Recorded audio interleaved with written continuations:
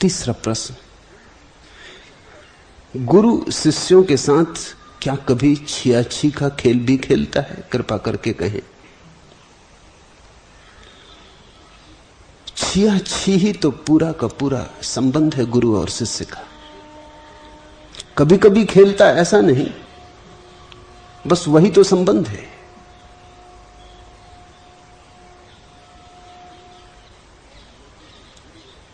और न केवल गुरु और शिष्य के बीच वैसा संबंध है, परमात्मा और सृष्टि के साथ भी वैसा ही संबंध है। गुरु और शिष्य तो उसी विराट खेल को छोटे पैमाने पर खेलते, जिस बड़े पैमाने पर परमात्मा सृष्टि के साथ खेल रहा है।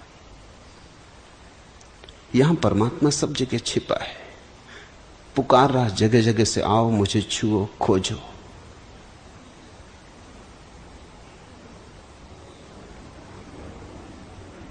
जिस दिन तुम उसकी पुकार सुन लोगे और तुम उसे खोजने लगोगे,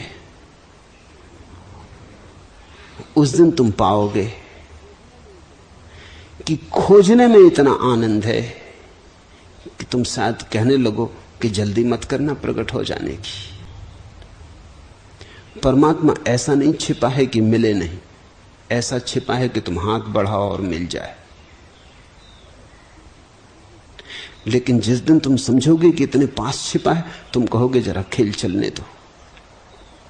भक्त कहता है सब तुमसे देखूं, तुम मेरी आंखों में छिप जाओ, मैं तुम्हारे द्वारा ही सब देखूं, फिर भी तुम्हें न देख पाऊं। और ये खेल चलता रहे, खोजता फिरूं, एक एक कण में तुम्हें पुकारता फिरूं, लहर लहर में तुम्हें झांकता फिरूं, और इस बहाने सारे अस्तित्व से परिचित हो लूं। शायद परमात्मा के छिपने का राज और रहस्य भी वही है कि तुम उसे खोजने के बहाने इस अस्तित्व के महारहस्य से परिचित हो जाओ। वो तब तक छिपा ही रहेगा जब तक कि इस जगत के समग्र रहस्य से तुम परिचित नहीं हो जाते। तुम एक जगह उसे खोज लोगे, वो दूसरी जगह छिप जाएगा कि चलो अब दूसरी जगह से भी परिचित हो लो।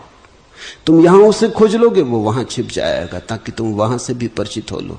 ऐसे वो तुम्हें लिए चलता, तुम्हें अपने पीछे दौड़ाए चलता। जब भक्त समझ पाता है ठीक से कि ये खेल है, चिंता मिट जाती है उसी क्षण। फिर खोजना एक तनाव नहीं रह जाता, एक आनंद हो जाता है। फिर खोजने में कोई अधैर्य भी नहीं होता।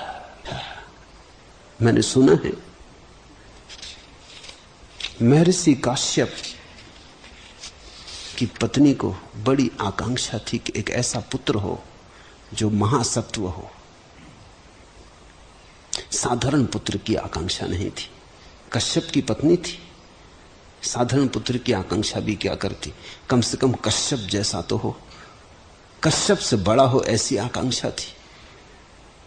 महासत्व हो, बोधिसत्व हो, बुद्ध जैसा हो। तो उसने बड़ी प्रार्थनाएं की। कहते हैं ईश्वर उस पर प्रसन्न हुआ और विनीता उसका नाम था, उसे एक डिंब दिया गया कि उससे महासत्व संतान होगी। लेकिन वो बड़ी हैरान हुई, जैसा नियम होना चाहिए कि 9 महीने में बच्चा पैदा हो, बच्चे की कोई खबर ही नहीं। 9 महीने क्या सालों बीतने लगे। वो बड़ी परेशान हुई। वो जल्दी में थी कि बच्चा होना चाहिए। वो बूढ़े होने के करीब आ गई तो उसने डिंब फोड़ डाला। बच्चा निकला, लेकिन आधा निकला। जो बच्चा पैदा हुआ, पुराणों में उसी का नाम अरुण है। वही बच्चा बाद में सूर्य का सारथी बना। अरुण जब पैदा हुआ तो उसने बड़े क्रोध से अपनी मां से कहा कि सुन, तू महासत्व संतान चाहती, लेकिन महाप्रतीक्षा करने की तेरी कुशलता और क्षमता नहीं।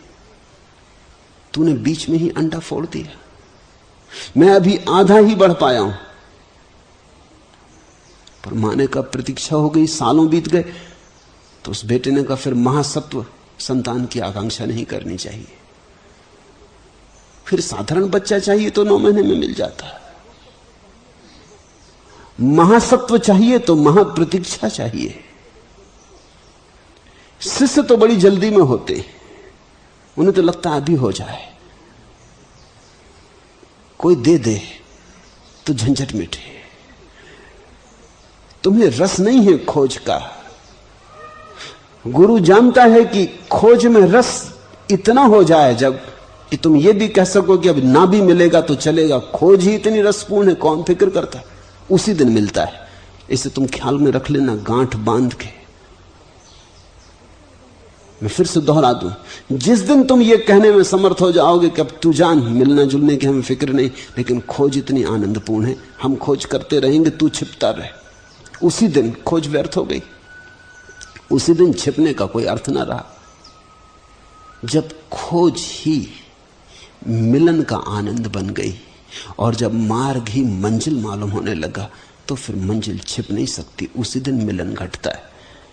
महाप्रतीक्षा चाहिए।